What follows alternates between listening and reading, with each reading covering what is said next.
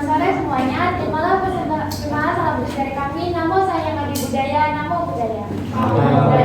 Nah, pada kesempatan kali ini saya, Adika dan Charles akan mempresentasikan dampak perubahan iklim peningkatan suhu air laut. Jadi untuk pengertiannya, suhu permukaan laut atau yang disebut juga sea surface temperature adalah suhu perairan yang memiliki jarak dekat dengan permukaan lautan. Jadi setelah global warming menerjang, suhu permukaan laut itu memanas. Dan terus pada suatu penelitian ilmiah, ekosistem laut menjadi lebih sensitif terhadap perubahan suhu. Ketingkatan suhu air ini sekitar 0,18 derajat Fahrenheit atau 0,1 derajat Celcius. Oke, jadi penyebabnya itu apa sih? Penyebab kenaikan suhu permukaan laut itu terjadi karena gas rumah kaca mencakup gas belerang, metana, CO2, dan CFC, dan lain-lain menangkap lebih banyak energi dari matahari. Nah, lautan pun menyerap lebih banyak panas, mengakibatkan peningkatan suhu permukaan laut dan naiknya permukaan laut. Nah, jadi sebenarnya sudah lama sekali laut ini tuh bekerja keras menyerap panas, gitu ya, menyerap 9 dari 10 kelebihan panas ke dalam laut dan menjadikannya energi. Namun setelah berdekade-dekade bekerja keras, lama-lama kemampuan laut ini juga menurun. Nah, akhirnya terjadilah peningkatan suhu air laut dan naiknya permukaan laut sebagai dampak dan dampak lain.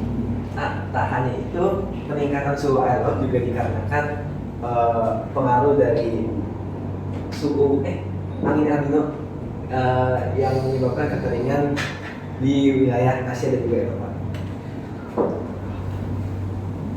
Nah, di sini kita ada dampak atau akibatnya.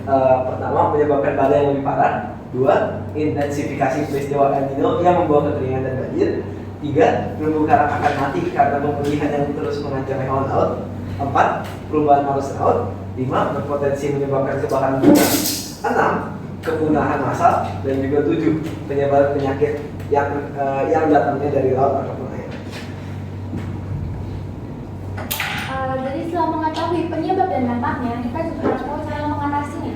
Namun setelah melakukan searching dari Google, jawabannya cukup disayangkan karena suhu rata-rata lautan tidak dapat dikurangi dalam masa hidup kita, alias nggak bisa ditangani secara instan atau dalam waktu yang singkat. Nah, dari teks ini dapat kita simpulkan kalau misalnya kita memang ingin menanggulangi kenaikan suhu, maka kita harus menanggulangi biangnya dulu atau global warming itu sendiri dengan mengurangi sebanyak 95% gas rumah kaca kira-kira sahabat atau lebih. Barulah kita bisa melihat perubahan yang nyata. Jadi untuk contoh gambarnya yang di kiri, ini ada ilustrasi memudarnya warna terumbu karang yang menjadi putih akibat global warming yang menyebabkan peningkatan suhu dan kesamaan air laut. Jadi pemutihan terumbu karang ini berakibat pada kematian terumbu karang yang tentunya berdampak pada banyak hal. Terus untuk yang di kanan, kita ini ada statistik peningkatan suhu air laut dari tahun 1880 sampai 2020. Jadi untuk yang di kiri, ini kan kita bisa lihat 1880 karena 2022. Jadi kita bisa lihat kalau dulu itu suhu airnya itu lebih kecil dibanding sekarang. Jadi dari dingin, sekarang lama-lama naik ke atas jadi panas. Nah, di sini ada contoh faktanya.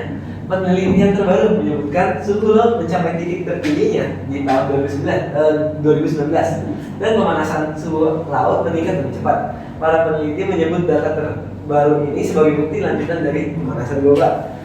Penulisan utama studi Li Qingzhen, seorang profesor di Institut Fisika Atmosfer di Beijing, menyamakan peningkatan panas laut selama 25 tahun terakhir dengan panas dari ledakan 3,6 miliar bom atom Hiroshima.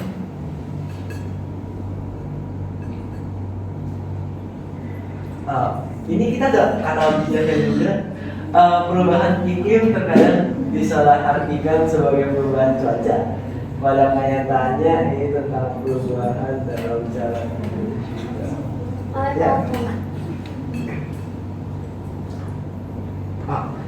sekian, terima kasih. Nama saya Ngabdi Budaya.